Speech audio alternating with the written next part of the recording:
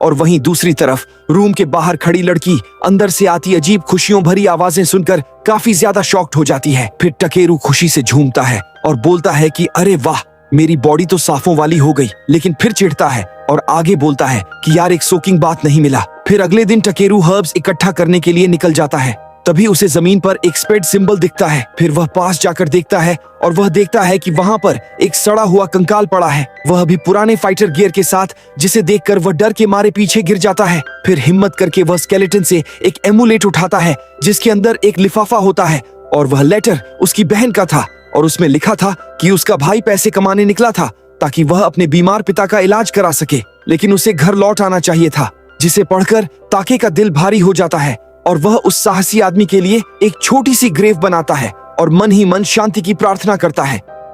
फिर इसके बाद वह अपने चारों तरफ मैजिक बैरियर बनाता है और एक बर्तन रखकर पानी और सब्जियां डालता है और थोड़ा मीट भी। फिर इसके बाद स्टू पकने लगता है। फिर एक बाइट लेने के बाद वह बोलता है कि यह तो कमाल का है और ये आइस स्काई वर्ल्ड कितने स्वादों से भरा है। फिर खाना खत्म करने के बाद टेकेरू व्हाइट फॉरेस्ट की तरफ बढ़ता है और वो एक ऐसा जंगल है जहाँ एंशिएंट ड्रैग्स और खतरनाक मॉन्स्टर्स रहते हैं।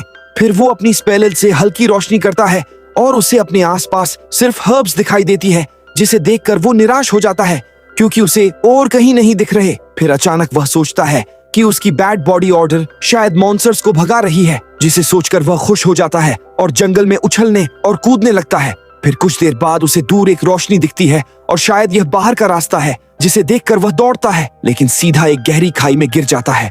घबराकर वह हर पॉसिबल स्पेल बोलने लगता है और पूरी डिक्शनरी चिल्ला देता है। फिर लास्ट में एक फ्लाइंग स्पेल एक्टिवेट होती है और चमकती लपटें उसे धीरे से जमीन पर उतार देती हैं और वह बैठकर सांस ले ही रहा होता है कि उसकी निगाह चारों तरफ एक जैसे सिंबल्स पर पड़ती